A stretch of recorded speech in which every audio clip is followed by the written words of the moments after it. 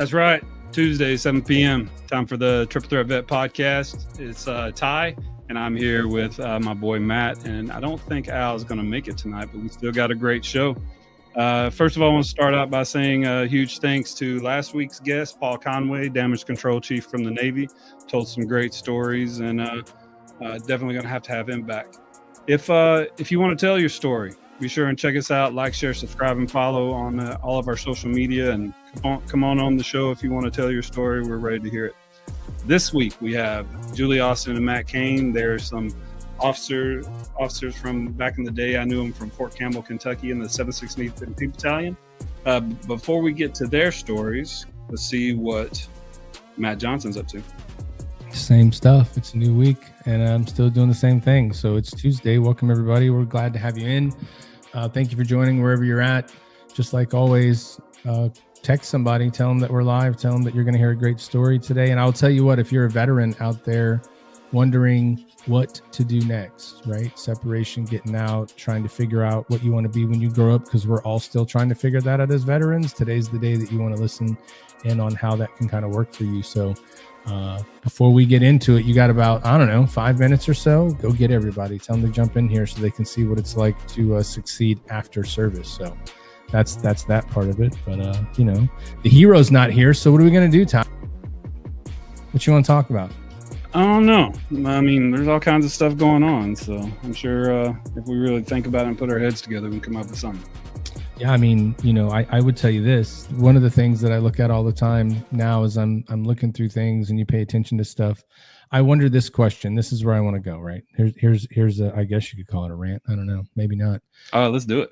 So if you're out there and let's say for each person and whoever they are, everybody believes a certain thing and you all believe what you believe, culturally, viewpoint, values, family, all that stuff. And all that stuff's great. We're Americans, so believe what you want. That's why myself, Ty, Al, Matt, Julie that's on today. That's why we did what we did, so that you can bitch and complain about the country you live in and say it sucks, but then reap all the benefits. That's what we're here to do. But I do have a question.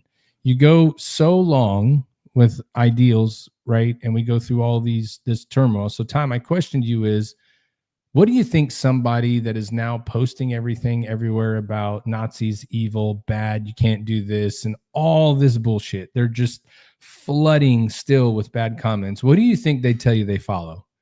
Because obviously the people they believed in prior are really not who they believe in. They're just finding the next thing to complain about. So who is it that they follow or care about, or what's important to them? You follow what I'm saying? Well, I mean, no, not exactly, because the people online with their comments are so abstract and antiquated that sometimes I don't even know what they're complaining. Case in point is, like, we have people come on our show or come on our comments and talk about things we do, and I try not to get involved sometimes, but yeah, sometimes. Oh, people comment on that stuff? Yeah. I start reading it. I'm looking for other places to get entertained. I don't read any of that. So the one thing I'd say, this is the most hilarious thing to me. You went for 4 years and said the environment's important and we've got to save the planet. So you all bought electric vehicles. Now you're setting them on fire and keying them, and you're ranting and raving about the guy that makes them while you're still driving his car. So that's what I mean by, like, what do you believe in? You know what I mean? Like, got to go get these cars to save the environment. And now that person's doing what he's doing, you're all against it and talking shit, but you're still driving that car. So you guys do realize you're still supporting the dude, right? You know what I mean? Like, yeah, if there's anything about the political climate these days that's made me realize is that it doesn't matter if everything is just, there's bacon wrapped shrimp on a 15-foot long table. Somebody will find something to complain about if it's not their party in power. And I don't like complaining about Republicans or Democrats. I like complaining about what people are doing when they're in the job. And I'm an equal opportunity. I will absolutely try to eviscerate a Republican or a Democrat if I think they're doing something terrible. But equal opportunity ass chewer, y'all. That's what Mr. Ty Cobb is. So I try to be. Yeah. No, it's funny because when I'm reading some stuff, I'm just like, man, I just want to like screenshot some of these people's posts from like before and add it in the comment to the thing they're complaining about. Like, so this right here, you've changed. Like, why did you change? But then you know how it goes. Then they're like, and all that craziness. So you're absolutely right. Like there was someone on our post, like some Tim Kennedy was talking about let me get this straight in my head. So Tim Kennedy is talking about a workout that Joe Rogan does. And so Joe Rogan is probably, he's the godfather of podcasts. I'm interested in podcasts. Plus, I believe that the sharpest knives in the military arsenal that are there to do missions that no one else is going to do, they probably prepared themselves pretty well. And so to me, Tim Kennedy is just as famous, from my perspective, as, say, a Joe Rogan. I understand that he doesn't have as many followers, and I understand that he's not as famous. I'm making a point, though. In my world, Tim Kennedy is just as or more important than Joe Rogan. So this guy just tries to eviscerate Tim Kennedy just because he liked Joe Rogan's workout. And I'm thinking to myself, how can you like Joe Rogan and think he's the greatest and get his top fan badge from his website, as well as Tim Kennedy's top fan badge from his website, and then come on his website and just talk shit? It just don't make sense. You know what I'm saying? Like, he has a top fan badge and he's going to talk shit against Tim Kennedy. Yeah, of course. It's the same kind of thing you're talking about. Which side are you on, homie? Which side? Yeah, or like, you're really going to complain and make fun of somebody because they're saying a workout was hard? Like, for real, dude? Is that what it is? Like, seriously? Yeah. Whatever. It's funny. I think it's funny. And maybe I'll start reading some comments. Like, I don't do that ever. I don't. Well, I fell for it and I commented. So I've been told not to. I told you about that. You can't do that shit, dude. You can't. You can't appease someone else. Their opinion is their opinion. You leave it as it is, and it's fine.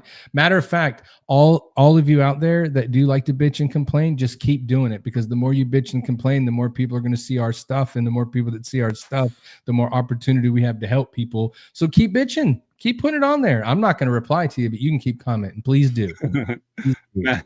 Bob says, speaking of bitching and complaining, I'm just joking. Bob says, Matt, I'm very interesting. Yeah, well, I'll go read your comments too. To come on and debate me about a topic. We'll have to do that when we bring him on. There you go.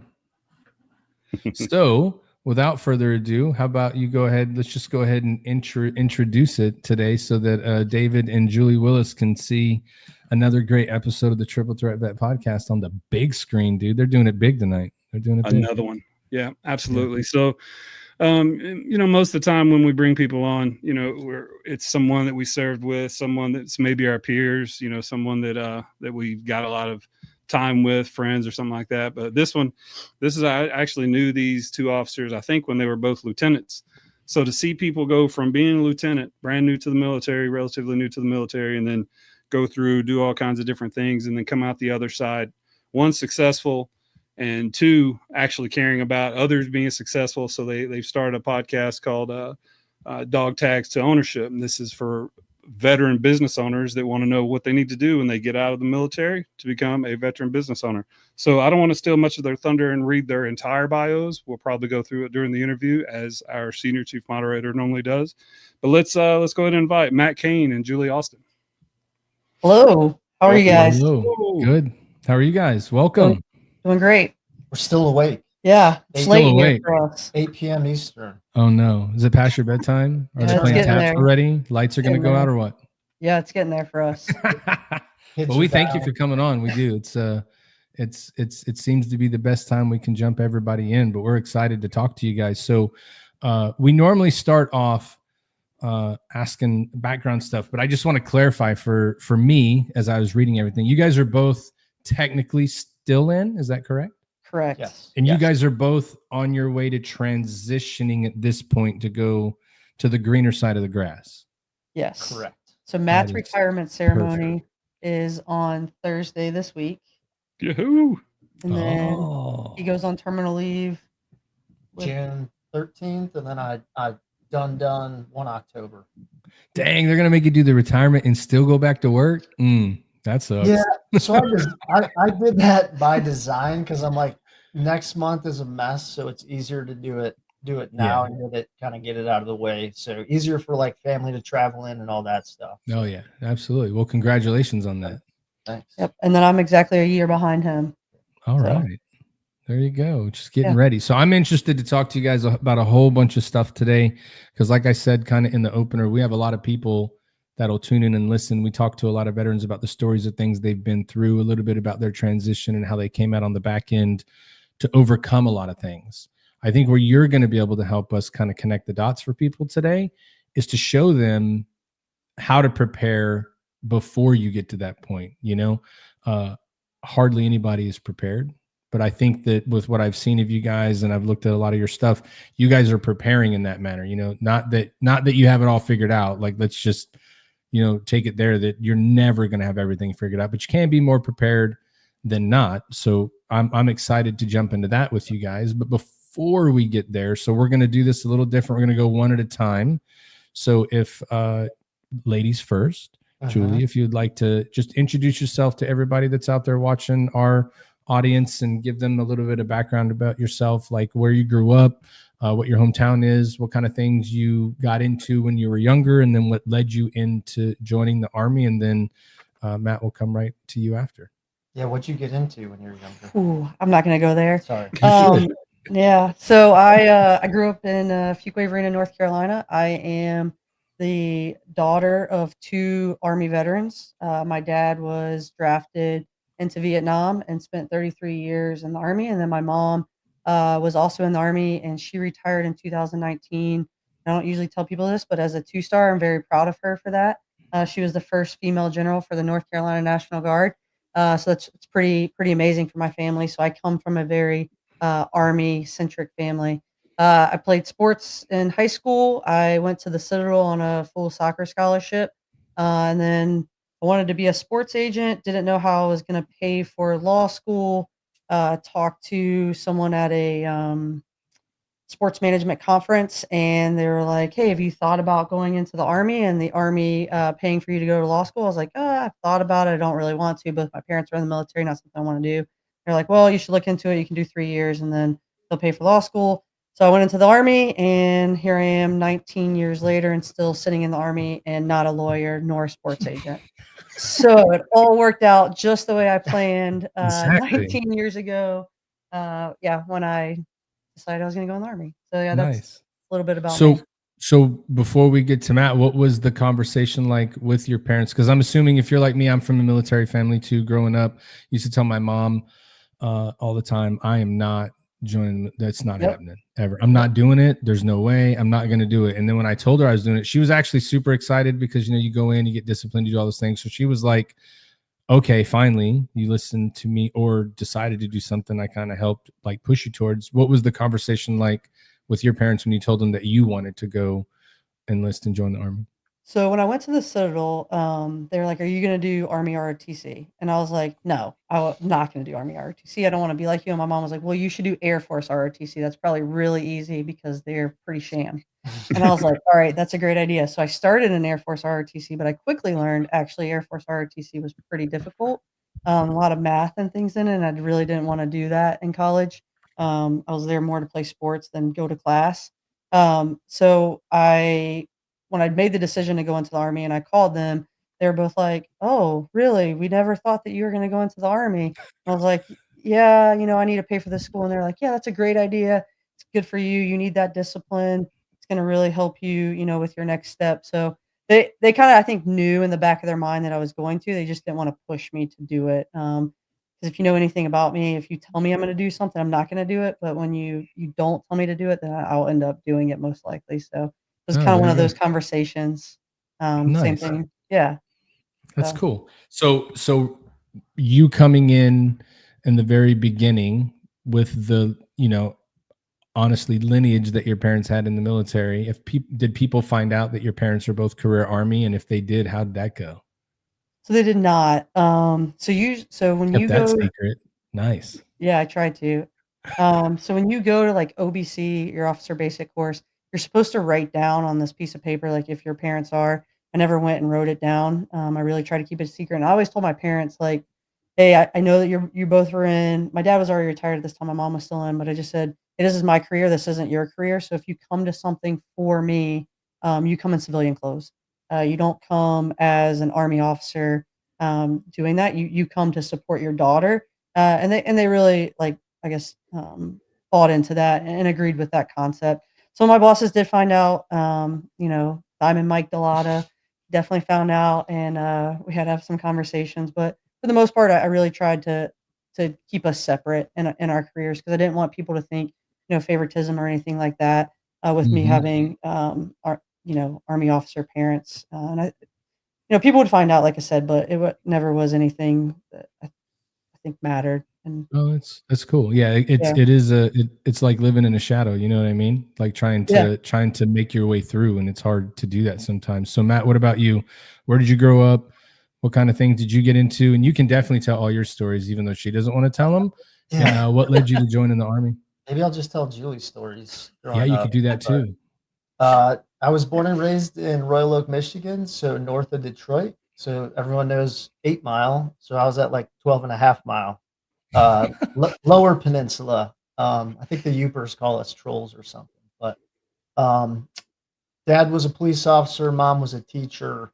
So service, kind of in that profession.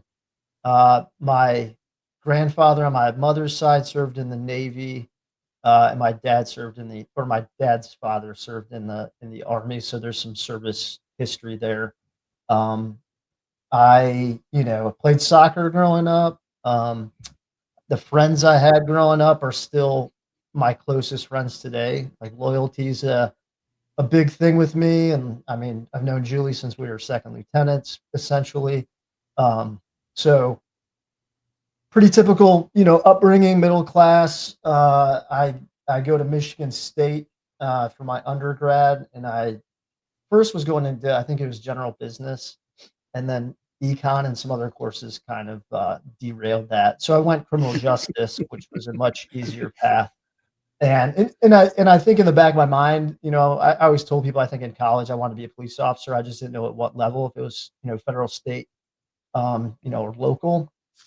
And I took advantage of Michigan State, the opportunities it gave you as far as partying and whatnot, but still graduated with decent grades. And I got out and I was like, I don't know if I want to go into law enforcement. And I talked with a good friend of my parents at the time, and he said, have you ever thought about going to OCS? And I said, no, not really. I don't know anything about it. And he kind of gave a pitch, and I move out to Arizona. My sister goes out there, and I walk into a recruiting center, and I'm a college graduate with a clean, as a recruiter, Matt, you'll know, college graduate, clean record, clean medical, right? And I walk in and I'm like, can I go to OCS? And they're like, oh my God. It's like, I just made my mission for the, quarter with this guy. And we boxed out with one guy, guys. This is great. Right? Yeah. I just don't screw it up. So anyways, that's kind of that was my path, I guess, leading up to and joining the Army, going to basic and OCS and OBC, getting commission and everything. Nice. So for just reading again, so Matt, you are MP, right? Military police? Yes. Yep. And then Julie, what is your background, or what's your also military police? Yes. Yep. Figures. I mean, all the cool. They're on here for time. The figures, everybody's military police. Yeah.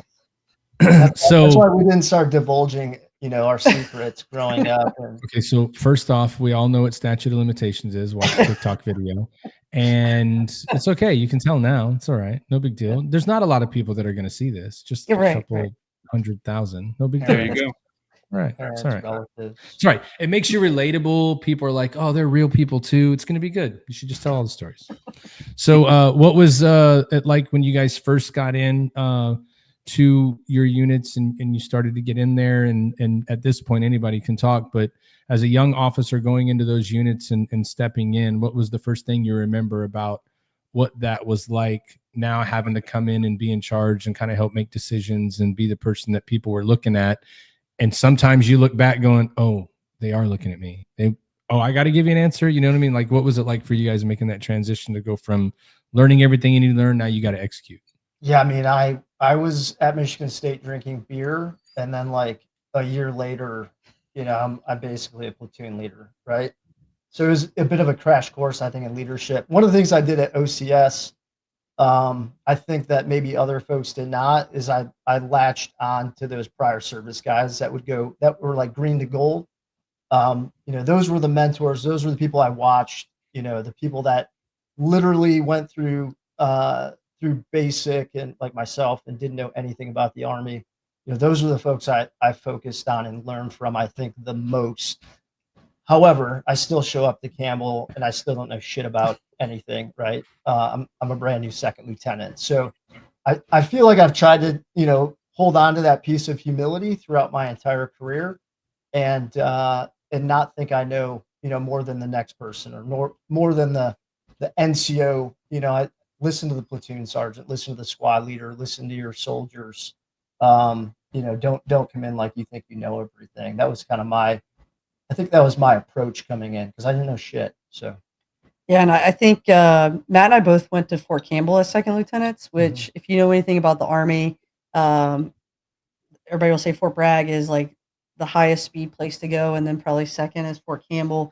So it's a very high op tempo, and this was in the right in the I guess heat of the GWAT deployments. So I think both of us went to Fort Campbell like, okay, we're gonna basically do back-to-back deployments while we're here. And so you go in to an organization where you really know nothing. Everybody in your platoon had either just come back from their first deployment or their second or third deployment, and you're now the platoon leader trying to train them up for their next deployment, and they're looking at you like, all right, second lieutenant, like, what do you know?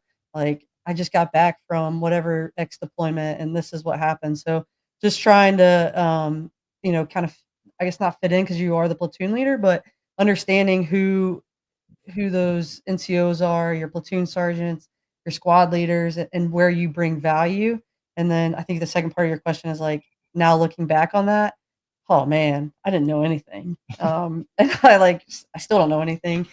And I just trying to learn from people every day and how do you make yourself better. So yeah, it was always my favorite in the Navy. When you get to that level of senior enlisted, like in the Navy, when you're a chief, senior chief, master chief, you have a lot of newer officers. The JOs would come in and go into OCS and becoming a junior officer is just like going to boot camp, right? You come out of there and they prepare you and you are like motivated as all get out, right? I'm ready to go lead. I'm ready to go fight. I'm ready to go, change the world, and I'm going to make my unit the best unit. And it was always so funny that like, you've been here 10 minutes, you're going to walk in the room and you go, well, we need to do it this way. I'm like, where something changed that I'm not aware of? And they're like, that's just how we need to do it. You're like, sir, can I, or ma'am, can I talk to you for a minute? Just have a quick question, and trying to help them out. And there were a lot of people that were like on y'all's end going, oh my gosh, let me listen to these guys that have been running around here forever. I could learn something from them. And then there was also that other set of people that,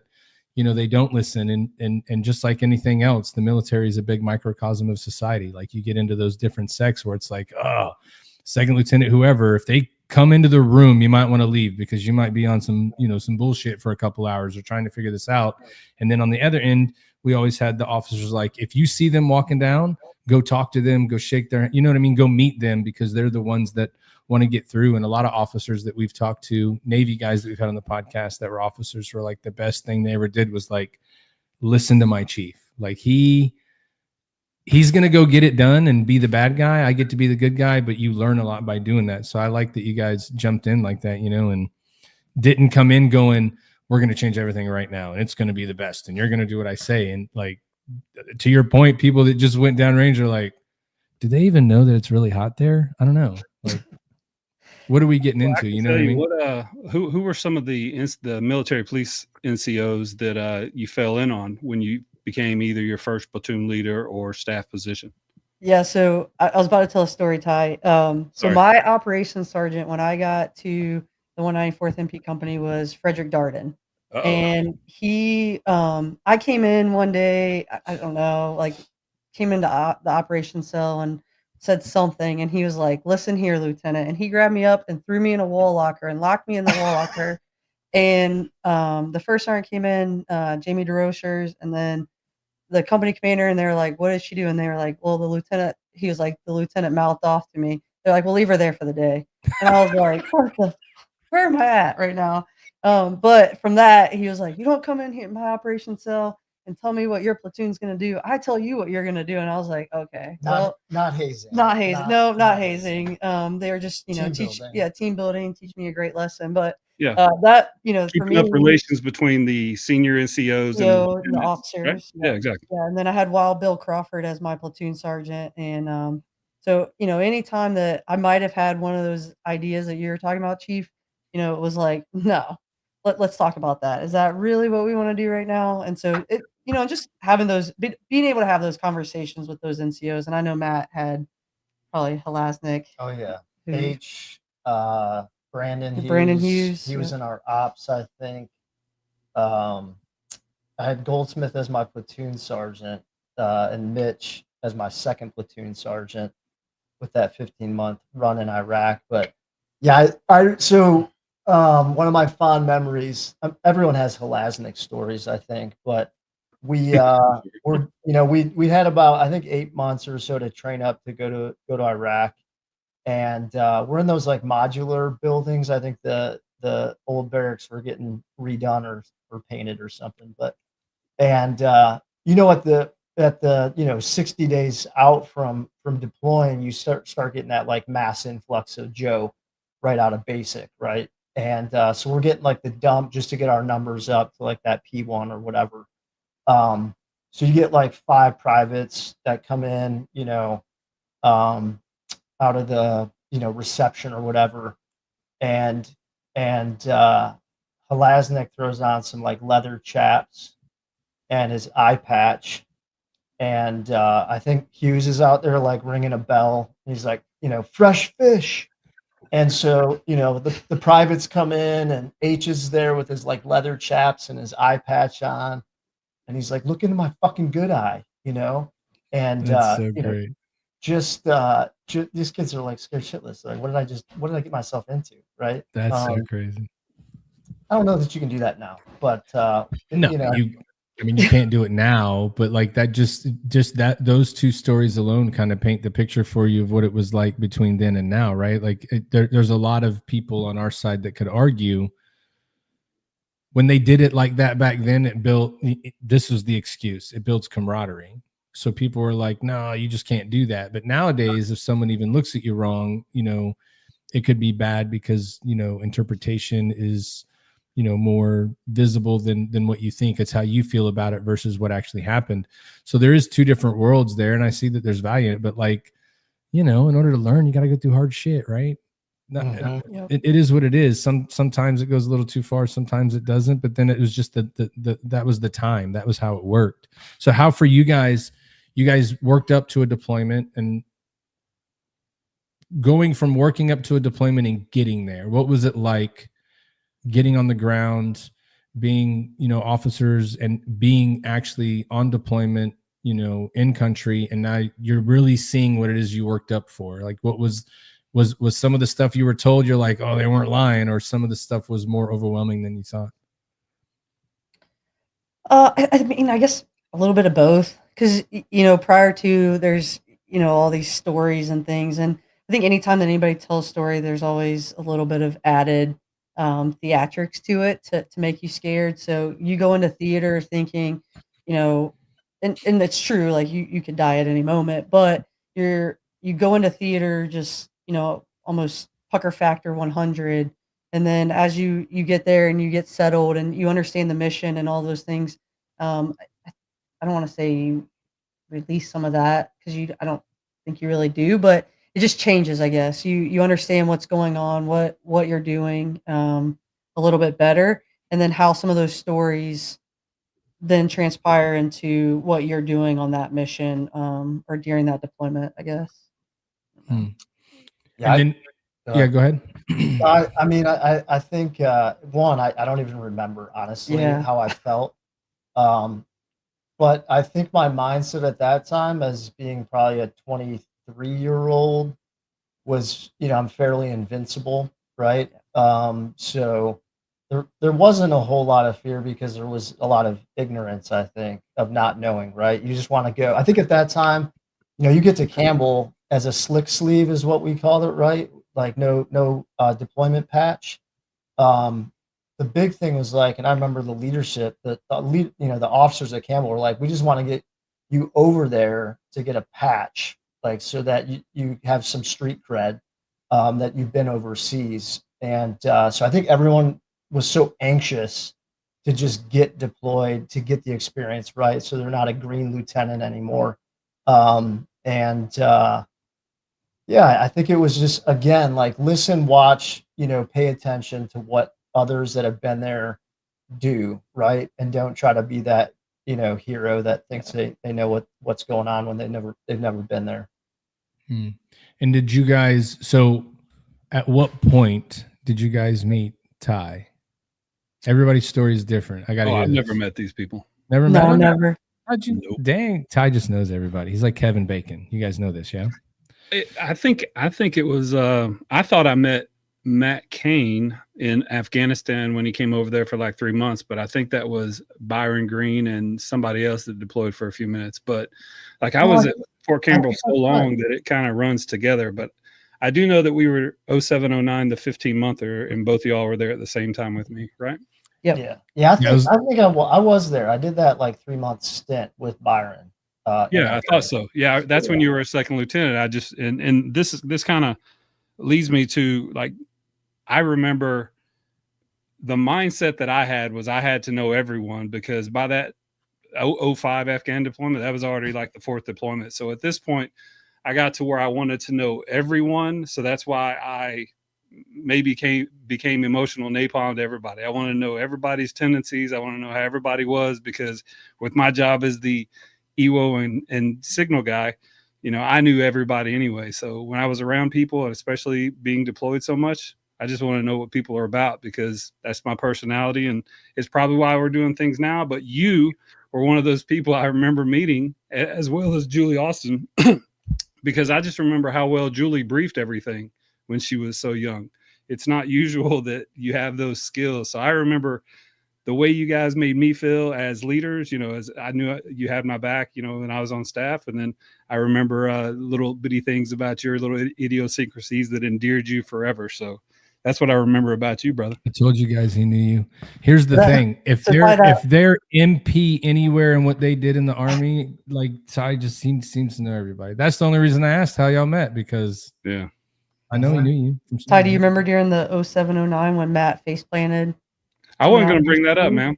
Oh, but we should right now. I think Berto found you, right? That's messed up. Yeah, I wasn't going to bring it up. That was your battle buddy right there. I think Mac was walking by. He's like, "Dude, you all right?" And I was like, usually you're like, "Yeah, I'm fine. I just passed out and hit my face in some gravel." And he was like, "You all right?" And I'm like, "No, I don't think I am." But I was getting after some supplements, I think, at the time. So lifting heavy things. You can't tell he's still doing that. Yeah, I mean, that's another thing that I remember about you from the very beginning, is you look like god darn Captain America. So I mean, anybody that prepares themselves like that, kind of talk about the mindset. You said you were young and invincible. Like, your mindset back then was to, like, did you have aspirations of doing some super Ramadan mission, or why were you guys were definitely different than a lot of the officers and NCOs. You were different. Like, you guys were always a team, like, and you were motivated differently. So what was your mindset back then, coming to the most decorated MP battalion in the world? Everybody had already been on their 4th or 5th deployment by the time you get there. What was your mindset once you get there and you get past the hazing? What's your mindset being at the once you just brush past that part? Once you got out of the wall lock. Exactly. Finally, and I text our Major Dart, and I was going to send him a link and let him get on here and retort to that. You should. He'll say the little MP. The statute of limitations comes up, I guess. I think for me, it was just being able to learn at the end of the day. So I still, when I came in, like I said at the very beginning, I was only going to do 4 years. And I want to go to law school and still be a sports agent. And I tried my darndest to get out. And, Diamond Mike Delata, I sent up my refried paperwork 3 times to him, and every time it was a no. But for me, it was just like, how do I learn from people? How do I become better?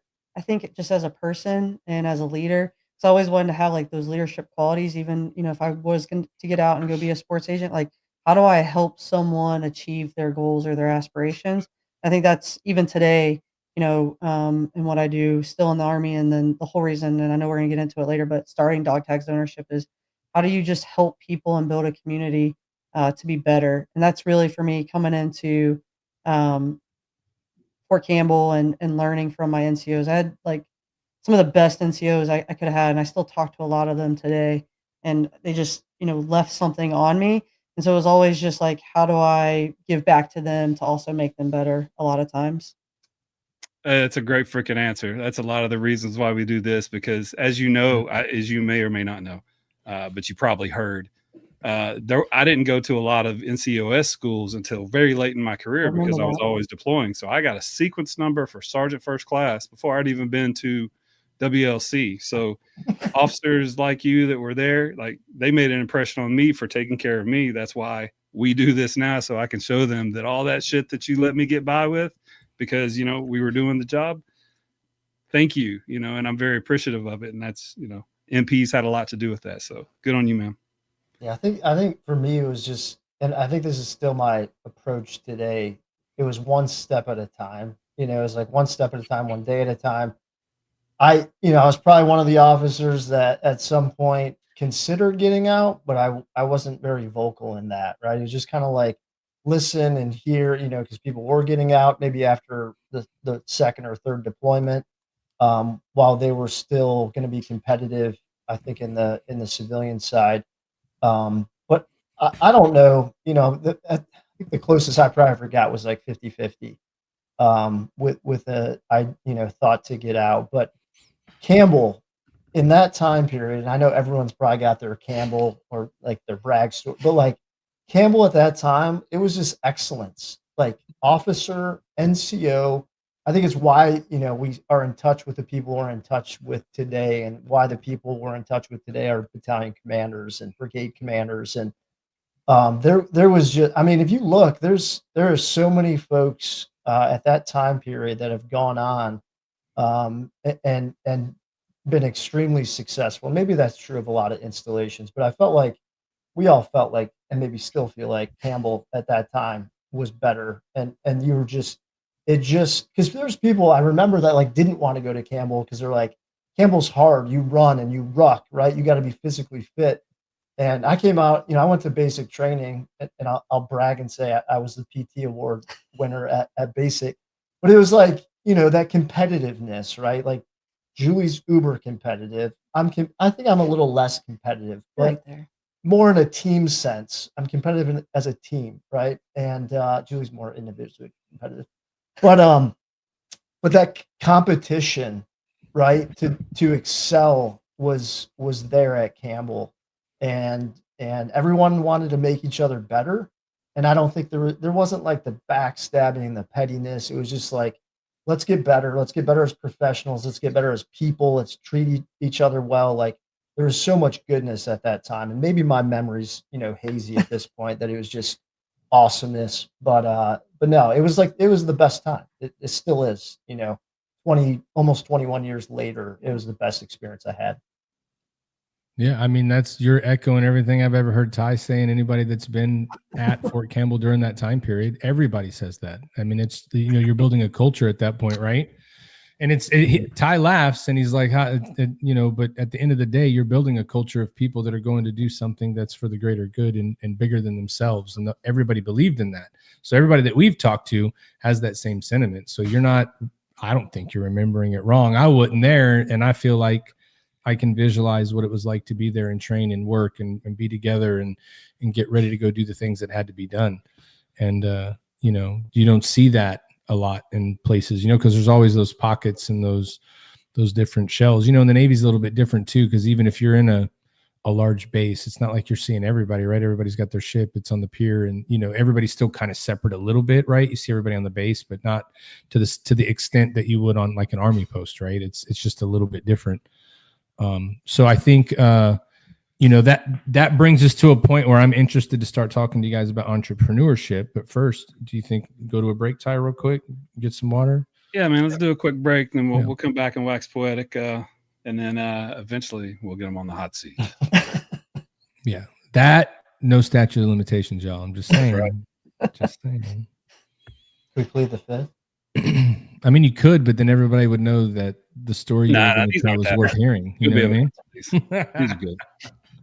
All right, let's take a break. We'll be back in about 2 minutes or so. Got a quick break. On average, we lose 22 veterans to suicide every single day. These heroes who once fought for our freedom now battle invisible wounds.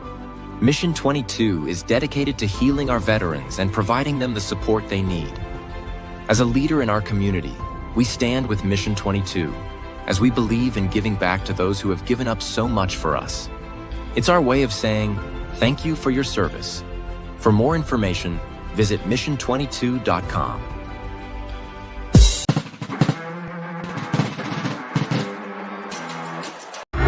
Don't remember what happened last night.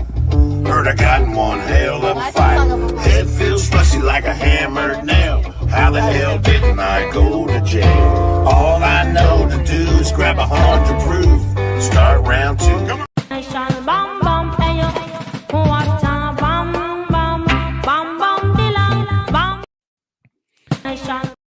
You know, where you're Kevin Bacon and just people all connect together, Al Hero is like a magnet, dude. If you have the last name Hero, it's a magnet for something. Yeah. You know what I mean? Like all of a sudden, John Daly's in the front of the car karaokeing. What are we doing? Yeah. I'm going to play that video until we get a cease and desist. I mean, anytime John Daly will jump in your vehicle to go to the next bar, just as play the video. He comes on and wants to talk to us. Yeah. Yeah. Pretty cool stuff, man. Hell yeah, man. What you think so far? Well, I think I'm interested to get to a point now to see where obviously you can see there's a buildup in what they've done and wanting to learn and understand and take in so much to be able to get better. It makes sense going into an entrepreneurship mindset, because that is where you're always learning and growing. You want to figure things out. Sometimes you got to take chances. And, really, if you think about it, that's the military in general. You want to survive in a career. You want to go higher. You want to excel. Sometimes you got to take those chances, but you're taking calculated chances. But you do that through knowledge and learning, right? You see what's going on around you and all of that stuff. So it's going to be interesting. I got a few questions to see how they started and where they came in, but I'm excited for that because, again, everybody that's watching, you're about to find out how you can make it after. You don't have to worry that you're not able to do it. Like, no matter what you did in the military, you were given the skill set to succeed. It's just about how you're going to do it, So yeah, I'm going to read their ethos. So, I mean, the thing about Lieutenant Colonel Austin and Lieutenant Colonel Cain, the DES, and then battalion commander, it's just so cool to hear them to say that because, I met Cain when he was a second lieutenant for a few minutes. And then now, so many years later, he's about to retire. So they've always been prepared. And you could just tell because when I knew them, they were on staff, you can just tell in all the projects they're working on. There were a lot of projects, PRT teams or,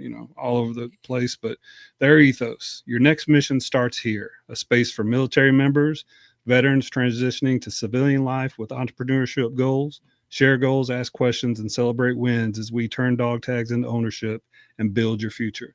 Now, I know it's completely different words, but where have we heard that before? Oh, we got your six culture. Yeah. With podcasts, like these people that come out of the military, they're just built differently. Because they want you to succeed. They want to succeed, and they're going to definitely cast a wide net and help their network. So I'm excited to hear about it. For sure.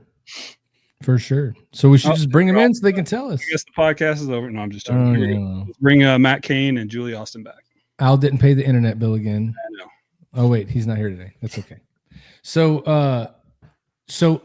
building off of what we just talked about before, where you guys, always looking, always learning, probably came with a lot of asking questions and, trial and error, obviously taking chances because you have to know what's going to work. And sometimes you got to do something that isn't going to work and fail in order to succeed and all these different things. And all that stuff sounds, I know, super familiar to you guys. But one thing that I found interesting, I just want to ask you, Julie, real quick, is like I've seen in what you sent to us, 3 businesses that you've started, right? All while you're in. So for you going from, I want to be a sports agent, which I guess you could call it an entrepreneur or trying to get that payday. If you were an NIL agent, though, you'd probably be rich unless you're like supporting the dude from Tennessee that got kicked out. Anyway, I digress. If what got you into going, I think I want to start a business, all while I'm on active duty and all while I'm leading soldiers and all while I got all this other stuff to do? Yeah, so I think that's a great question. And my friends will tell you, in particular, Byron Green says that I'm always looking for my get out of jail next hustle. So I think when I think about the future, I love the Army. I love everything about it. I love the opportunity that's provided for me. It's provided for my family. But what can I do next to better not only myself, but better the people around me and better just build a community? And so, yeah, I have 3 LLCs. The first one that I started was the A&A Consulting Company. So something I really want to do when I get out is really help in the leadership and organizational design space, just based off of some of the things I've done in the military and helped in that. So how can I help your business succeed in terms of leadership and help you just really get after what your mission, your ethos are and your vision to put your company or your organization in a better place. And then the second one that I started is Austin Sandcastles LLC. So my wife and I have some short-term rentals that we have in that. And then also we have 25 acres of land down in Fayetteville, North Carolina, where I'm going to turn into first phase would be a boat and RV storage lot. And then the second phase, as I build that out, would be an RV park. But I've also now heard about these new truck rest stop things. So I'm debating on maybe doing that too. I don't know. I kind of put my pokers in everything. Don't gloss over that. What is it called? A truck rest stop? Yeah. So it's like this A new rest stop thingy. Yeah. So if you didn't know this, there's not a lot of spots for truckers to stop on the highway for overnight. And now with truckers only being able to go 8 hours on their drives, they are looking for more spaces for them to be able to stop and stay overnight. So one of the things that my aunt sent me to look into is a franchising of these truck parking areas. And since I have the land and it's right off of 95 in Fayetteville, North Carolina, it could be a great business opportunity for me to do that and to build that. But we'll see. Yeah, it's pretty cool. Yeah, 95 into Fayetteville. Oh my goodness. Yeah, I mean it's a perfect spot. And that's why I want to do the RV park there, is because it's off of 295, Business 95, and off of 95, right across the river from Fort Bragg. Perfect spot for that. And there's only one other competition that's a few miles down the road. But when she sent me that, I started looking into it and was like, man, that's actually not a bad idea, because it's not a lot of overhead, and the franchise pays into some of it as well for the security. So there's that. And then the third LLC is DogTags Ownership. And that's really what Matt and I do together. I came up with DogTags Ownership back in November, beginning of November. I texted Matt and one of our other buddies and said, hey, you guys want to start a podcast called DogTags Ownership, where we help build a community for military members or veterans who want to get into entrepreneurship. And we bring people on to tell their stories and give tips, tricks, and insights on how to start their own business and to grow that business. Matt jumped on it and said, yes, I think really after I probably twisted his arm for a few months. I think he did not believe me when I first said it. He could probably say that. But then I bought the podcasting equipment. I set up our LLC. I took him to the bank with me to set up our business account, locked in our first interview, and our first episode launched in the beginning of January. And as of today, we have 16 episodes that are out. So nice. I love it. Yep. And then for Matt, I did see that you also, on top of everything else that you guys have done in the military, you also do investment with real estate. Is that correct? Yes. Yeah. So how did that come about for you guys? Yeah, good question. You've done this before. So I was in the Pentagon. It was just 2021, I guess, and I was talking with a cubicle mate of mine named Josh Rogers, and we're just BSing around the lunch table, and for whatever reason I started talking about and I bought this property at Campbell when I was there, and then I bought this place up in New York. I bought this place in Kansas City, when I was at CGSC, and he's like, oh, whoa, so you're really into real estate. I was like, no, not really. Like, I watch HGTV, and so he's like, well, there's this podcast, Bigger Pockets. Have you heard of it? And I never really listened to podcasts, to be honest. And but when you're in DC and you work at the Pentagon, you're on mass transit. So you get on the bus. Julie and I rode the bus together from the same neighborhood here that we live in to the Pentagon. And I think even if Julie and I would sit next to each other and put our earbuds in many days and listen to podcasts. So anyways, I get turned on to Bigger Pockets, which is a real estate focused podcast. And there's a bunch of Bigger Pockets. That's the real estate one. There's a bunch of spinoffs now. And it like lit that fire, I guess. And, I start learning more, and I'm like, before I had my 3 properties and I couldn't tell you if I made money or lost money, right, over the years. They all had property management. So it was kind of like a set it, forget it. And I'll just catch the appreciation upside. I think that was all I thought about, right? Like, but I really didn't think about them at all. I didn't think about net worth. I didn't think a lot of things. I don't know if Ty remembers. I went through a lot of cars at Campbell. So, Tennessee, you could turn in, and anyways, without paying sales tax when you're stationed in Tennessee. I digress. But I get on to Bigger Pockets, and I'm talking to my wife, who's makes more money than I do, and is more successful. And I'm like, hey, we've got a good amount of money.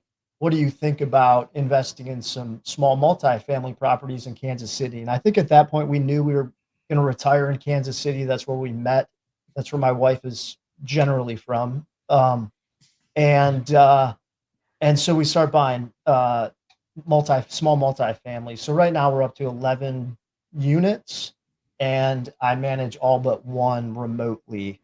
And that is my passion. That's what I like to spend a lot of my free time doing, looking at properties. I hope to scale somewhat to a comfortable level that can supplement our, retirement. And without going into the FIRE movement of financial independence, retire early, that's part of what I see in our future is being financially independent and living off, my pension, real estate, and then obviously other investments, that sort of thing. No, I mean, that makes sense. I know that's like, you could go into the weeds on all that stuff, but those are things that people need to hear, and good old Mac Verdi. So the 3 properties you bought before you started going down that rabbit hole, listening to podcasts and doing what you're doing, did you buy any of those on a VA loan? No, none, all conventional. So how much do you know about the VA loan now?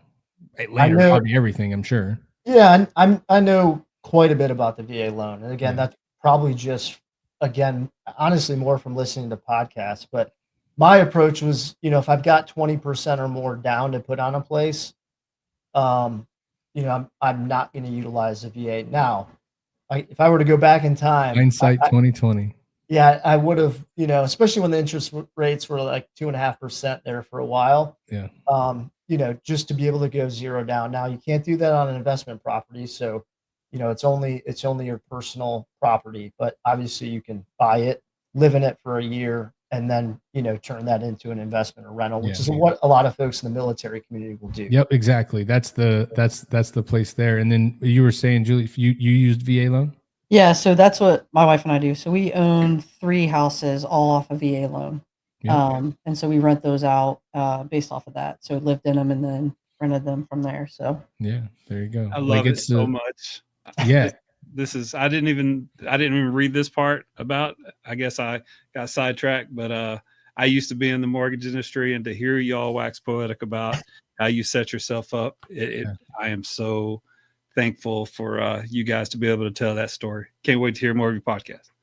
Go ahead. Oh no, you're good. So yeah, that's the thing, is a lot of people out there, they don't realize how you can use these things. Like there's a lot of education. Mac put it on there, needing to educate people. We've gone around. I also worked in the mortgage industry, and you're trying to figure out what you're going to be when you grow up and you get out of the military. But like talking to people about these loans, so many people just think they know a certain thing, right? Because everybody's got a C lawyer or a barracks lawyer that's told them how it's not going to work, and they just don't listen. And then once you show them, you know, they're like, oh shit, I probably should have listened to you. So going into those things, dog tags to ownership. So you said, Matt, or you know, Julie, you said, I told him I was going to do it. Probably you had to get probably 4 or 5 beers with him for him to believe. But what was once you guys settled in on it and then you guys realize you're doing it, you know, the goal is to help people become entrepreneurs and become their own boss. You know, that I think that's what everybody in the military thinks though, right? I know I think that a lot is like, I was tired of working for someone. I want to work for me, right? Not always. And it's hard work. So that's the other part. So walk us through, like, if you were to talk to somebody now and through the dog tags to ownership going to help you become an entrepreneur, what's the conversation you're having with a soldier, sailor, airman, Marine, somebody that's on the way to getting out and thinks entrepreneurship is what they want to do? What kind of conversations are you guys having with them? Yeah. So currently I'm a battalion commander. So I have a lot of soldiers who are getting out and some are thinking about entrepreneurship. And one of the things I always ask them is, what is your passion? What is something that when you get out of the military, out of the Army, like, what do you see yourself wanting to do? And if there's like that passion there to be able to do that, okay, how do you go and accomplish that thing that you want to do? Just like Matt, I'm also the director of emergency services at Fort Belvoir. So also talk to a lot of like my firefighters, police officers, about it as well, as they're setting themselves up for entrepreneurship. So I always think of it as, what is your passion? What is the thing that when you get out of the military that you can see yourself doing for the next 5, 10, 15, 20 years, depending on what you're doing, and wake up every day and want to have fun with it? Because I think what a lot of people do when they get out of the military, and we hear this a lot on our podcast, is they rush into the next thing, right? Just to get a job because they're scared, or just because, you know, this is what they were told to do when they were going through transition assistance program, is you need to go and get a job right away, instead of taking that time to really reflect on it prior to you getting out and setting up a glide path for you to be able to get into the thing that you're passionate about. Whether that's, you know, episode 16 is with Wendy Brinson. She is an owner operator of a Goddard school. She, you know, thought about what she wanted to do when she got out and did a lot of research into, how do I get into early childhood development, and how can I do that? And so she did the research leading up a few years before, found what she wanted to do, and was able to, you know, get the loans that she needed to buy that, and then put in the work to do that. And now, you know, she's crushing that business and about to build another one, but it's something that she was passionate about. And I think that's the thing for military members, especially military members who retire after, you know, 20, 25, 30 years. It's, you did this thing for that long. Now go do something that you're passionate, like, that is your other passion. Like, we all, you know, we're passionate about what we did in the military, but what's that other thing that you want to do? And you know, I can talk about a lot of people on our podcast and what they've done. And I think one of the big people that I know I took away from was on episode 2, David Harrison. It's kind of shooting your shot on what you want to go do. So he sent out a tweet, and that now led him to being a media sports personality for the Washington Commanders. And so it's just, you know, finding the thing that makes you tick and you want to go do it. And so that's what I talk to my soldiers that are getting out, who have thought about entrepreneurship, or the officers.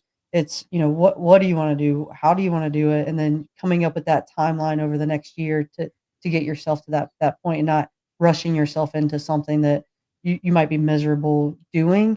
And you just jumped into it. Well, I think before Matt answered that question, so with the SFL TAP and the timeline for how long soldiers and officers alike, enlisted and officers alike, have to get out of the military, what is, like, without overextending yourself, because I know you're still active duty, what's your take on the SFL TAP program and how it prepares, and maybe some of those timelines? Do you make them strict adherence to start a year out for ACAP, or are you, you know, more along the lines of mission dependent because of military police always having to work the road? I know you're always having to work that piece. So where do you stand on that, man? I can take that. Yeah. I'll take There a you go. stab at it. I'll take a stab. Because you haven't done SFL tap yet, Some right? of it, Or yeah. some. Okay. So I did it. I started it back in. So I'm getting out in October. I did it a year ago, February. So just shy of 2 years, I guess, maybe 18 months. And I will say, and I would encourage anyone to start early. You can start it, I think, 2 years out is like kind of the earliest then. Now you might forget half the stuff you listen to, but you can go back, which is, part of the beauty of that program. And I think one of the observations I've had, maybe this is unique to my position and organization in the National Capital Region, and you have a lot of seniors that are getting out. So I think there's a lot of emphasis on supporting that, maybe better than you might find at a FORSCOM installation. But with the op tempo, I think in our area, which isn't super high, and it's not Fort Campbell in the early 2000s, there's a lot of focus on making sure people have an opportunity to do the career skills program or skill bridge. Some of these opportunities, newer opportunities for folks to go and learn a skill or go work with a business that and potentially have a job when they get out. My master sergeant, Master Daniel Gotchel, we're both in the retirement ceremony on Thursday together, and he came from Germany, and I knew when he arrived a year ago, he was like, "Hey boss, I'm gonna retire in a year." I'm like, "Cool." Like judgment-free zone. And he's like, I want to do career skills. I want to go and be a home inspector and learn that and get certified. I'm like, all day, do it. And he's, it's kind of like, well, what about, am I letting the organization? I'm like, dude, we've been running this without you for like 6 months. So go do your thing, get prepared for life after the Army. And I think leaders are moving in that direction more so than they were, where they're like, oh, I want you to be at the desk, until your last week, until you start clearing. I think we're getting better at it. Maybe not, but that's just kind of my observation around here. And the earlier you can do it, the better. Space it out. Yeah, no doubt. Yeah. Just want to say what's up to Rich LaMonica, our man from the Misfit Nation, is in the house. Another Fort Campbell guy, right? He's over there hanging out, training soldiers every day. Air assault.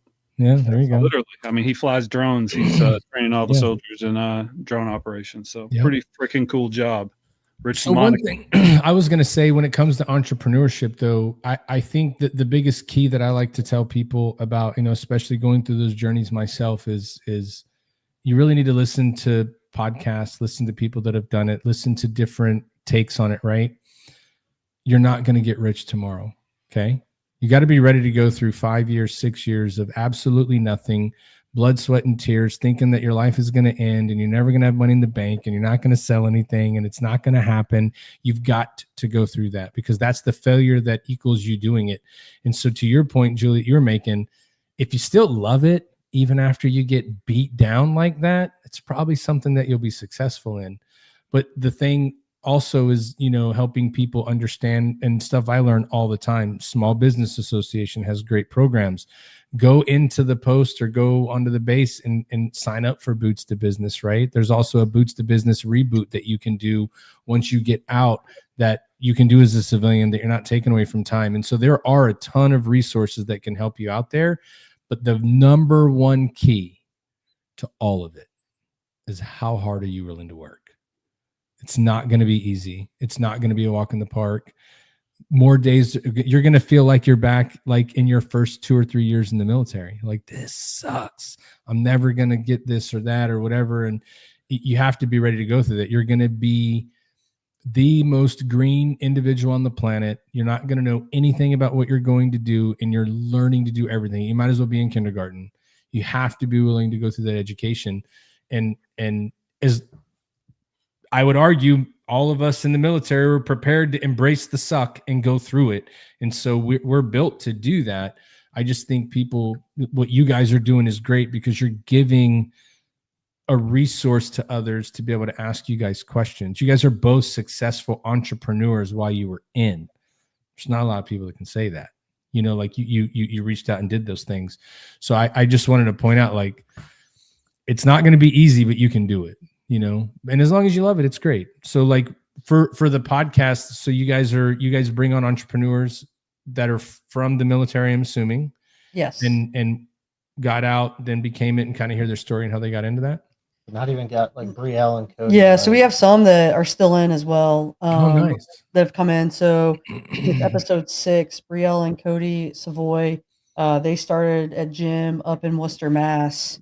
They're both Cody is a National Guardsman, Brielle is in the reserves.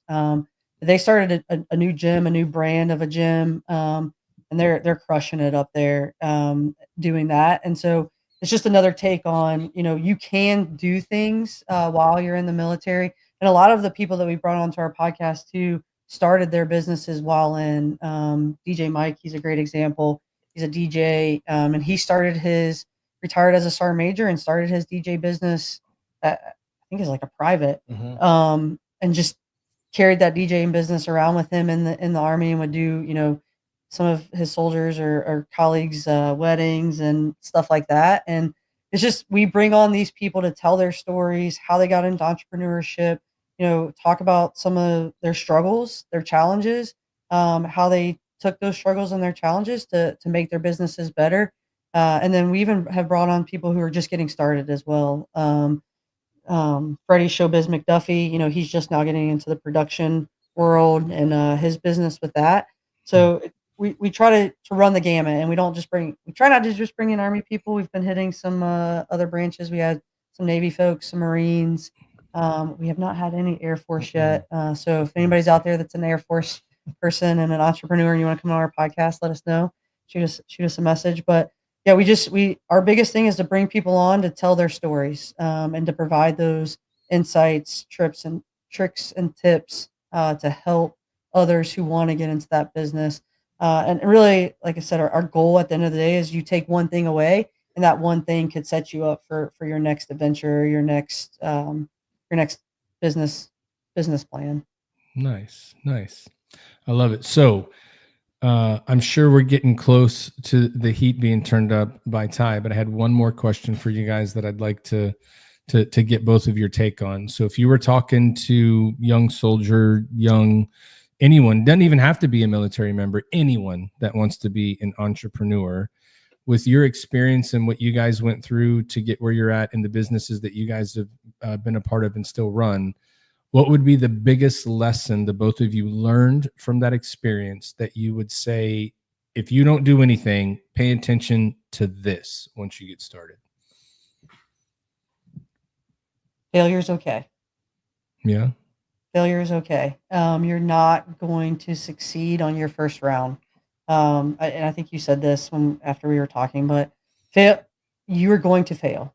It's inevitable. It's inevitable in anything you do. Whether you join the Army, you're going to fail at some point in the Army. But it's about, how do you take that failure and you turn it into your next success, or how do you take that failure and turn it into, making your business better, or doing something else with it. And also you can take that failure and maybe you have to pivot to something else. Just because you started a business doing one thing doesn't mean that's what that business is going to be. And as you get on that journey and you have that failure, or you have that setback or that challenge, how do you take that, and do you necessarily need to pivot to something else, or how do you make that change in the road as you're going forward to get to where you want to be? I think would be the biggest advice I could give anybody that's starting a new business, is just, it's okay to fail. It's how do you take that failure to make yourself successful as you continue on that journey? Yeah, I'd say in a very similar vein, take action.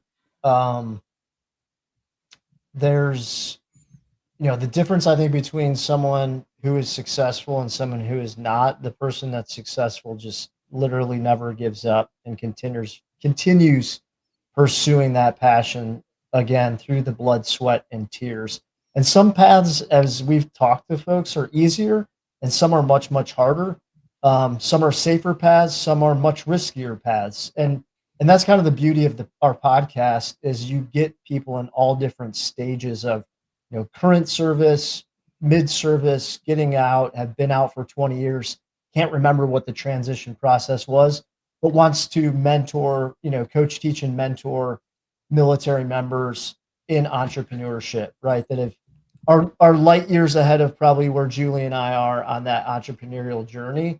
But it's just, being able to share those stories. And I've said every time we do these, and I'll probably say it tonight, but you feel like your cups, you fill your cup back up after every conversation, right? Like it's almost selfish because I get as much out of it, I think, as maybe the folks that we bring on, just to be able to hear the stories and share the lessons. Oh yeah, we're building a library. We're building a huge tech manual of how to succeed once you've transitioned or you've gotten to that other thing, And I think another key, as you said it, Matt, was be decisive. If you keep thinking about it, you ain't never gonna do it ever. Like you have to make the decision, even if, to Julie's point, you fail, and even if, to Matt, your point, you have to keep trying. You have to decide on something. And it may not work, but at least now that's not going to work. And let's see if we can improve that, or we got to go back to the drawing board and all that. So I just wanted to pick your brains on that and see what you thought. And it's you guys are right along the same standards of what you're going to hear, by the way, in a lot of other successful business owners. You can fail and you can't give up. I mean, if you can do those two things, you're good. We wouldn't be walking now if we gave up, right? Or whatever, when you're young, learning how to do the simplest thing. So, now it's Ty's turn. It's gotten hot in here. It is getting hot in here. It is. Oh, okay. All right. So you got me there, Matt. All right.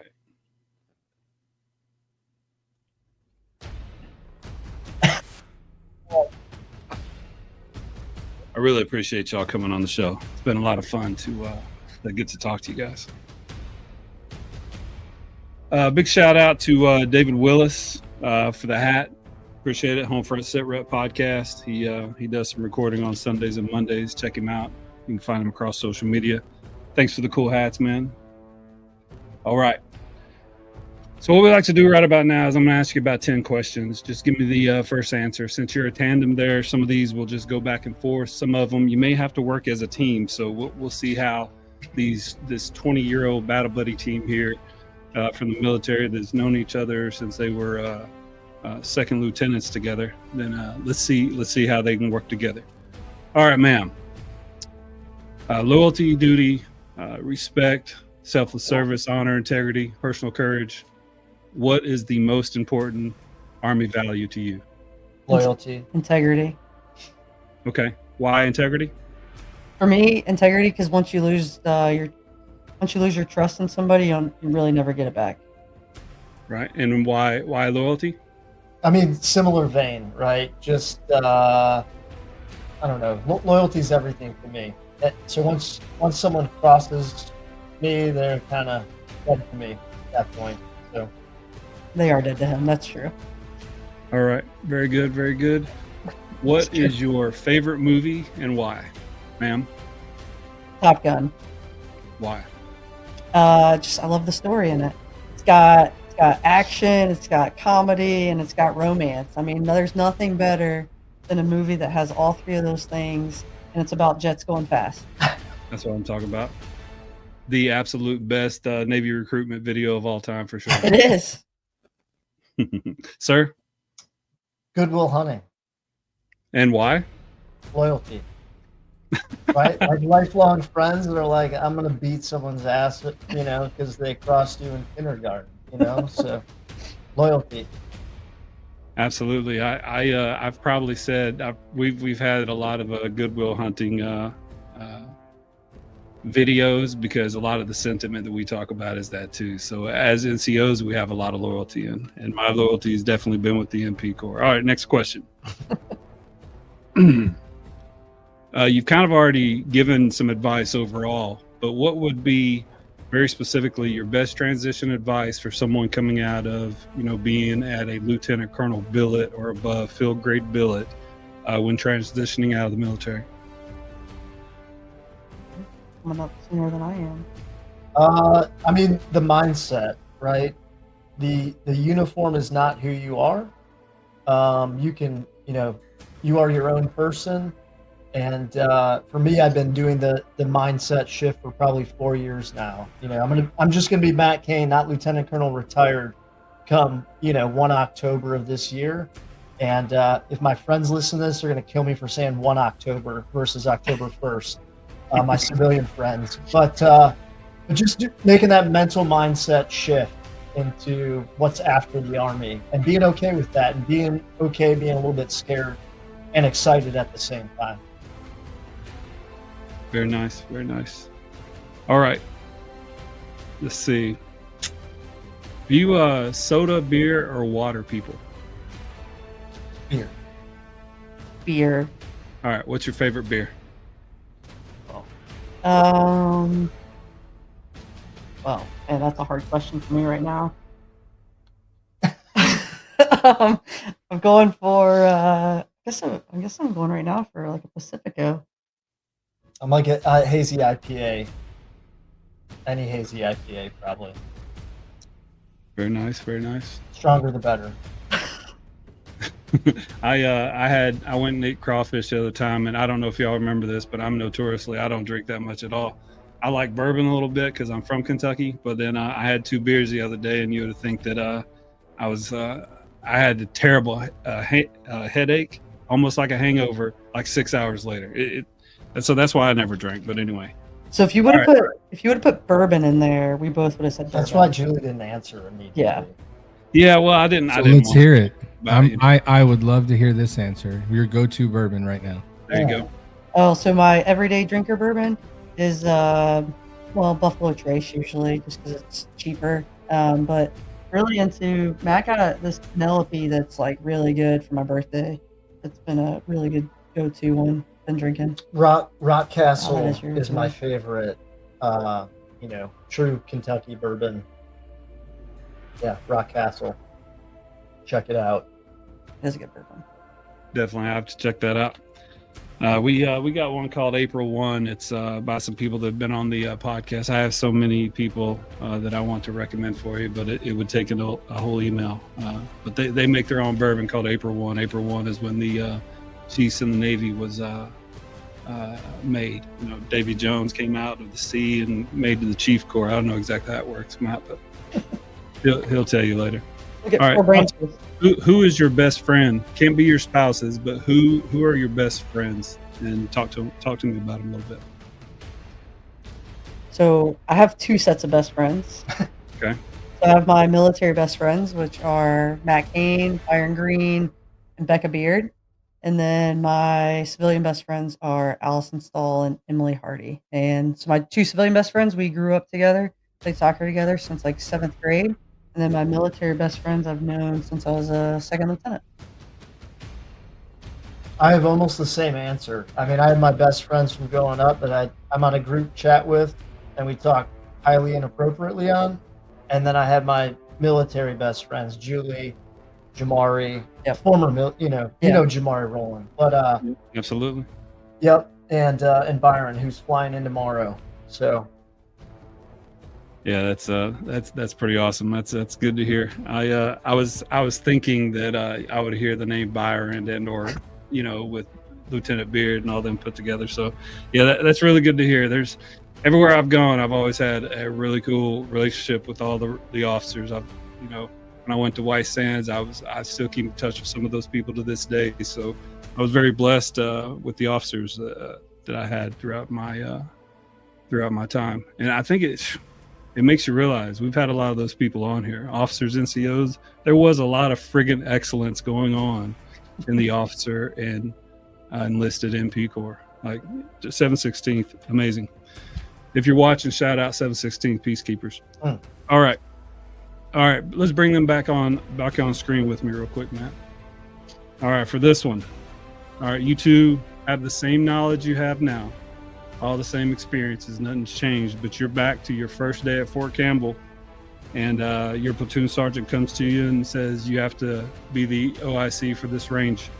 I want you to tell me who you're putting as your NCOIC, all these MPs that did you justice over the years. Tell me who your range safeties are, and tell me what range we're going. Tell me what Martin 19 range we're going to out at Fort Campbell. Go ahead. All right, so the range I think is range 47. That's correct. Yes, I remember. You were just there like a few years ago. Still, man, that's a long time ago. All right, man, that's a hard one. Well, it is called the hot seat, ma'am. I I had to give you know, but, one like- damn hard question. Come on, hurry up. All right, so I think my NCOIC is going to be Charles Gerard. He was my first sergeant, 65th MP Company Airborne. My safeties is going to be Wild Bill Crawford, Darden, and Weave. Oh, the final answer. weave. That's what I'm talking about. I think that's my final answer. And Sergeant Major Woodring too, but that's all right. Right. Sergeant Major Woodring can come do the inspections pre and Yeah. post. He can Yeah. be your range cert. Yes. All right, sir. So, Mitch, probably going to be my NCOIC. My safeties, Todd Bailey, Scott Tate. How many more do I have to name? That's fine. All right. I just wanted to hear what you guys would say, because I try to tell, my senior chief Navy buddies just the amount of, we talk about the excellence that we are around, but like literally every day I woke up, I got to go meet somebody new and find out something new about them. And once you start thinking about, I said I'm going to turn 50 this year. Once you start thinking about all the excellence that you've been around, like it really makes you proud. And that's what I look back on now. I can't get mad at, who did me wrong back in the day, or who I may not have liked, or who didn't like me. But I really look back now and like, man, I had it really good for about 20 years when I was in the Army. So anyway, can't wait to share some guests for your podcast. Tell me what you're reading these days. What are you guys reading? I kind of knew that you were going to ask this question, or figured you would. It's actually our in our final two questions. It's our question number 1 that we ask everybody. But so I'm actually reading right now Glennon Doyle Untamed. Well, actually listening to it is what I've been reading over the past few weeks. I try to go back and forth on what I read. So I have 6 Audible credits right now. So I'm not listening to anything other than podcasts and our podcasts right now, or recording our podcasts, and then everything else is family time. So no books right now, but I'll get back into that here when I hit the retirement terminal leave. Well, it's okay. I mean, you've been reading books your whole life. Sometimes you just got to actually get out there and do it. And I definitely applaud you. And once Colonel Austin went out and bought all the stuff, y'all jumped in both feet. And I know that you're on 16 now, but I know by the time you get to 32 that you're going to improve exponentially, and then the width and breadth of your influence will definitely increase exponentially as well. All right, final 2 questions. So let's make these some good ones here. All right, what is your go-to karaoke song? Don't Stop Believing. Yeah. We used to sing that all the time in Nashville. Yeah. Journey. Don't Stop Believing. Okay, good. So for both of you, it's We used to go to the Nashville We used to be bars. super You used to get sober. what? We used to go to the Super Nashville sober. bars, as Okay. lieutenants, drinking water. What you said, used to get drunk, and then that would be. Oh, I said super sober, drinking water at the Exactly. Nashville karaoke bars. I'm pretty sure we drunked out Colonel Bellata one night, singing Journey, Don't Stop Believing. Maybe more than one night. Yeah. Yeah, I know we've referenced Colonel Ignatius, quote unquote, Mike Delata. He is one of the most, in my opinion, one of the most legendary battalion commanders in 716th history. I'm probably biased because I love the man, and one of my NCOs actually named his child after this guy. So he was our XO and OIF1. So I mean, I knew him for a lot of years. Exceptional man. So hard as woodpecker lives. Literally had a heart attack in the showers and lived to tell about it. So love you, Colonel Delata. All right. Last question. Who's the greatest, Prince or Michael Jackson? MJ. Prince. Okay, MJ. Why do you say MJ? I just resonate more with his music than I do with Prince. I don't know. Love some Purple Rain. Okay, so why Prince then? Just because the Purple Rain? Yeah, I love Purple Rain. I don't know. I just love his symbol. I don't know. I love how he performs. Yeah, I love Prince. And Dave Chappelle stories about Prince. Yeah. Oh yeah, absolutely. Baller. Yeah. How about blouses versus skins? Yeah, absolutely. So this is interesting. Most of the time we only get to play one. I of course think that Prince is the greatest, but we'll get to play both videos tonight since one of y'all picked Prince and one of y'all picked MJ. So.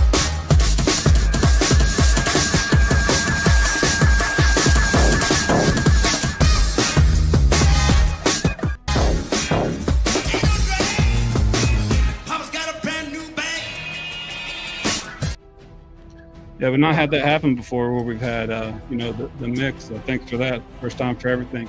All right, AAR, you've got your own podcast. I'm not for sure if you've been on other people's podcasts before, but what are some things that you think we're doing good and how can we get better? Really enjoy your live podcast. So that's something that we haven't done or thought about doing. But I think that it's pretty. I like how you have your setup. We try to stick to the same type of like outline, but I like how you bring everybody in, you do that, you do a break, you get into what they do, and then you go into the hot seat. I think that's a great flow for your podcast. And then I don't know. I think you guys got a lot of followers, so I don't know if I can critique on what you can do better right now. Maybe Matt can. No, just a sustain, I think, as well, which is just the platform that you're using, I think, is great. It's just, seems very professional, and at times we step on our guests or we'll step on each other. Yours seems to be advanced in that there's not much stepping on. So no, it's great. Good production quality. Well, I am the producer, but the reason we don't step on each other is because Matt doesn't allow me to speak. So when he's on the screen, he's on the screen, most of the time I just freeze and don't talk. So that's why we don't step on each other. You don't fuck around with them senior chiefs. All right. Well, hey, you did a great job in the Triple Threat Vet Podcast hot seat. We'll now return you to our regular flight pattern. Go ahead, Chief.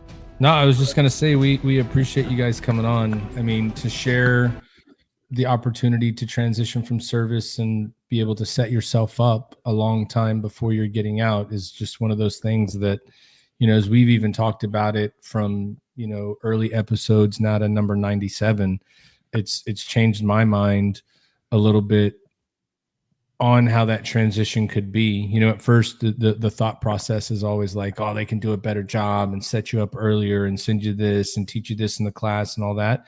And then the more that you realize transitioning is just like being in, you just got to know the right people. You got to ask the right questions. You got to go to the right places. And if you hear something around the corner, do what all great military people do, insert yourself into the conversation and start asking questions. Right. And so that stuff, will help you out. I'm excited to see where you guys' podcast goes. I think you guys are going to have a lot of people on that are going to be able to give a lot of good wisdom and sharing to the veteran population. I like that you guys added that you even talk to a lot of your first responders. A lot of people don't think about first responders as guys that are having to retire and do something brand new, but they do. So that's all good stuff to hear. I enjoyed the story. Thank you guys for coming on, and I respect the hell out of what you guys are doing. Full show. Yeah. No, hey, we really appreciate you guys having us on today and just letting us tell our story about DogTags ownership. Like I said, we, just started it, and we have a website. We're on social media. Anytime anybody that any of your listeners want to reach out to us and learn about entrepreneurship or what that looks like or how to get started or just want to talk to somebody, please do, because that's really all we want to do is build a community to help each other as people start to make that transition and want to get into entrepreneurship. So we really appreciate you guys having us on and allowing us to tell our story to your audience and your listeners and your followers. And maybe one thing resonated with someone tonight. So thank you guys so much. Really appreciate it. Yeah, absolutely. Where all can they find you? I know I found the iHeartRadio, but where all is your podcast available? So we are on iHeartRadio, Amazon, Apple, YouTube, anywhere you get your podcast. Really, we are on there. And then also, if you go to our website, I know Ty has it right there. There's a link to each of our episodes with the website of the guest that we had on. So if you have a question for that guest, you can go to their website and reach out to them to ask them any questions or follow-ups that you might have about what they're doing and what their business is. And then we're also on social media as well. So Instagram, Facebook, TikTok, and X/Twitter. X/Twitter. You got to put the X in, or else Elon Musk he'll cut you I off. know. I was talking to him the other day. He almost cut my account off. Yeah, tough dude, man. Very difficult to get along with. But I know what it's like to be around geniuses all the time. So anyway, but I will tell you, there's so many people that are in the podcast comments here talking about, they're following you now and they appreciate what you're doing. There's so many people that are actually veteran business owners right there. Mac Verdi and I work together in the mortgage industry. So if you ever need a lender, Mac Verdi is a branch manager for Loan Depot. So he works out of, I think he's in Boca Raton, Florida. So yeah, All Mac right. Verdi's a lender with Loan Depot. So small world, especially the MP world. Yep. We'll definitely have to reach out because Matt, I'm sure, needs another lender. Yeah. So for Hayes Gray podcast channel, just so you know, it's on the screen from there. You can see it's DogTags to Ownership podcast. If you look that up, you'll find it on there. You can follow, you can check it out, and they'll be there. We'll have, if going back watching the show, there's been links that come up to their podcast. We'll make sure we link their podcast in the description of the episode when we put it up on Friday, so that you guys will have a way to click and see them. So we'll even go on there and recommend you as one to watch in ours, so that it comes up and people see it. How about that? I want to have this great podcast guy on because he waxes poetic about on his reels and on his lives. He talks about sports. So I'm gonna go in there and we're gonna debate some stuff. And you're gonna go on. He can get his tag team partner. It'll be it's gonna be freaking awesome. We'll have to put that on live podcast. Yeah. If you guys want a good sports person to bring on, David Harrison. There you go. Hook it up, man. Yeah, I will. I'll send him a message. That guy knows everything football. You want to talk X's and O's? He knows it. He would be a great person for you guys to bring on and talk about football, college, pro, whatever. He has helped me with my picks because I did well the first season, and then last season I got my butt whipped in the picks. I think I finished fourth. He hosts the Locked On Commanders podcast. There we go. Hook it up, man. Yep, I got you. Yeah, I can't tell you how much I appreciate you. I know we will probably say bye for 20 minutes, but I'll try to make this as abrupt as possible. So I love linking back up with old people. I don't know if you remember me, but I'm very much a people person, and I'm all over you all the time. I remember you guys being special way back when you were, very young lieutenants, and I'm so proud of the fact of what you guys are doing today with the DES and being battalion commander. I mean, who knew all those years ago that all of us would be so successful and come back here on a podcast on a Tuesday night at 7 p.m. and just tell some success stories. Well, that's what military loyalty and veteranpreneurship is all about. And I appreciate you guys coming on. Wish you nothing but the best. And at some point we'll come over there and I can be the comedic relief while the rest of y'all talk about some good veteran business stuff. So thank you very much for coming on, man. Sir, too. Sorry. No. Hey, it's nice. I swear I wasn't going to mention you face planting, and one of the soldiers finding you. I wasn't going to say anything about it until she said something. But now that I say it, tell me one more thing. Do you still work? You look like you're still swole as hell. Do you still work on yourself as much, or have you slowed down a little bit? Every day. His wife gets so mad. They can't do anything until Matt hits the gym. I just can't lift as heavy as I used to because, I'm getting old. But I'm there every day. I am.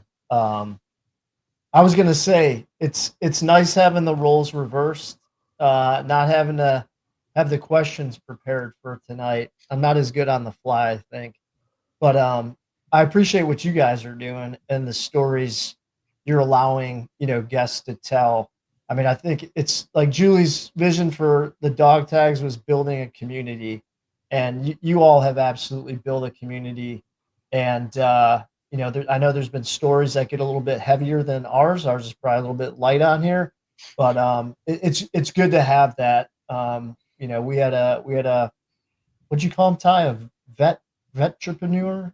Entrepreneurship. Yeah, that's my man Mac Verdi. That's what he's got on his LinkedIn profile. Vetrepreneur. My man Senior Chief Matt Johnson got like 6 degrees behind his wall there. He owns like 3 businesses, and then he's got a regular day job where he just goes out and kicks ass every day. Like, it's people like that I like to surround myself with. And you realize, good Lord, there's a lot of people that are just badass when they are veteranpreneurs, and it's cool to tell those stories. So that's one of our taglines. Tell the story, man. Tell the story. If it helps somebody, so be it. If we get to have fun, so be it. If we get to reignite those connections that we had 20 years ago, so be it. All part of the big plan, man.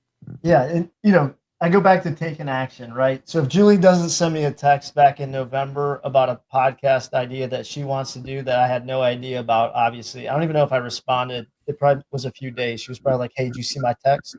But had I not done that, right, we're not sitting here right now having the conversation that we're having. And how cool is that? So I think about it, kind of, creating those opportunities, but there being a little bit of luck and maybe, a little bit of serendipity involved, but just cool how we got to spend the time together, as we talked earlier, past our bedtimes with young kids over here. Yeah, we're not exactly young anymore, but I'm not trying to say, Bob, CIA Bob, you're definitely still the oldest one, I think. And oldest guy I know from the 101st MP company. Love you, CIA Bob, but you're old. Didn't he establish it? He's got the certificate on his wall, right? Take like 5 seconds. He's going to say something terrible back to me. Watch. Anyway, yeah, thank you very much for coming. And I'm sure we'll have you back at some point because we're going to be talking about all your successes that you've helped other people with. So we'll check back with you sporadically and see what's going on. Awesome. Let's do it. Thank you. All right. Have a good one. And congrats on your retirement. Have a kick-ass ceremony. And maybe we'll get you a gift sent over there for your retirement just to say congratulations on faithful and honor service to our country. We appreciate it. We'll get extra medium for Matt Cain where he can show all his ripped muscles. Yeah. Just send us a photo so we can put it on the social. That's all we need. Matter of fact, real quick though, hold on. So there is one more question. Go ahead and bring it up, Ty. We're going to bring it up. Bring up the graphic. Oh my goodness. Seriously. Yep. I just want you guys to pick which one. You can only pick one. All right. I'll go back. No. Hold on. Give me a second. I got to take this other graphic down. All right. Perfect. All right. Go ahead. Set it up however you want to. Yeah. We're going to put something on the screen. Nope. Go back one more and go back one more. No, the other way to show them all 3 on the same screen. Oh, all 3 at the same time. Okay. There you go. All right. There you go. 3 shirts. We didn't only pick one. Rehearse this in pre-production. I like the middle one. I'm going to go middle too. I feel Damn. Ty talked to you guys before you came over. No. I already know it. it's like a bullseye. It just draws you in. Yeah. At least you didn't pick owls. I'm super happy you didn't pick owls. All right. So, I mean, I will expect you to go to sameflagsameoath.com and buy one of those shirts and show me your support today. Y'all are retiring lieutenant colonels. You can afford it. Yeah, we'll buy one. We'll take a picture and send it to you, Ty. Yeah. Nice. Oh, that'd be amazing. Yeah. Love it. Yeah. Yeah. So these are our just so we always bring it up. These are our charity fundraiser shirts. So we have a contest going this year. So whichever one of these designs sells the most, you can see the veteran nonprofit above them that it benefits. So the one in the middle that you guys pretend to like the most, I got it. Ty was in the Army, so you have to make him feel good today, and I'm outnumbered, but that's fine. That's the Project Zero Alliance. They're a veteran nonprofit here in Houston, Texas. The one for my shirt, which is all the way to the left on your screen, is for the Texas Veterans Athletic Association, and then Owls on the right is for Camp Hope. That does a lot with they are the PTSD Foundation of America. So no matter which one you buy, somebody's going to get some money, and when they get that money, we can help veterans, and so that's the kicker there, right? So once you guys buy yours, walk around on post and be like, look, we bought these charity shirts. You guys should buy them too. That's it. That's all it takes. Just one shirt and then we can sell. One shirt and all the people. Anyway.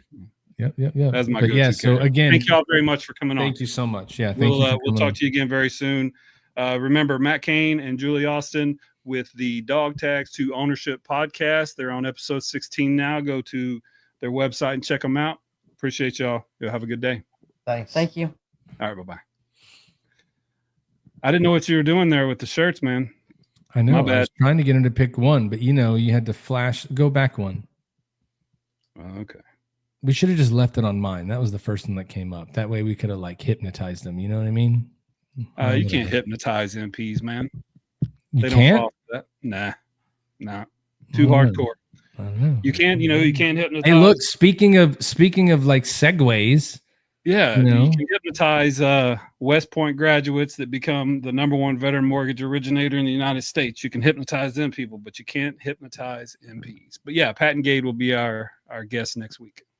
Yeah. He is a force to be reckoned with in that industry. If you want to get some questions answered about how those VA loans work, this is a guy to definitely tune in and listen to 100%. That should be fun. Yeah, tell your story, man. Hey, if you're watching the podcast right now, I see some of you are we got some across YouTube, some across Facebook. Even got one on the gram. Appreciate you out there watching. But if you are watching right now, make sure you like, share, subscribe, follow, and forward this to somebody else. That way, if somebody else wants to be a part of this conversation, we'll be able to tell their story too. I mean, it's a lot of fun doing the podcast, but we still got to get guests every week. So let us know. I'm ready to get out of here if you are. All right, what else you got going on? I'm ready.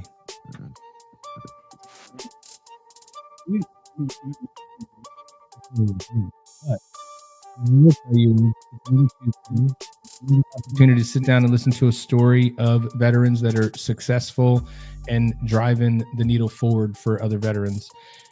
You should have seen today that no matter what you do, you can succeed. If you want to be an entrepreneur, you can do that. This is just like when we were kids, everybody. You can be whatever you want to be when you grow up. The only kicker to that is you're going to have to work hard and you're going to have to put in the time. As long as you're willing to do both of those things, you can be successful. Thank you, everybody that listens to us. We appreciate you coming out every Tuesday.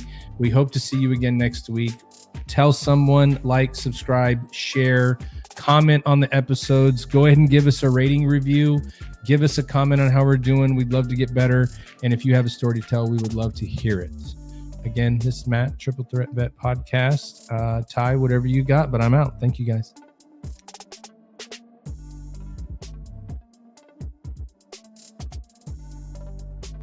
I do that every week now. That time it was completely my fault. Hey, great show. It was great catching up with Matt Cain and Julie Austin. It's always good to go down memory lane. So until next week, we'll see you. Hopefully Al Hero will be back. He had some kind of stomach bug, and then he was I think he may or may not be off the toilet by now, but appreciate you, brother. Hopefully you'll be back next week. I am going on vacation. I'm going to date my wife for the next 5 years or 5 days, excuse me. But had a great show tonight. This is a lot of fun. Yeah, sometimes, like Colonel Lawson says, sometimes we get into some pretty heinous discussions, arguments even sometimes. But tonight it was fun to talk about becoming a business owner. Lots of great stuff to talk about. So, hey, until next time, we'll see you.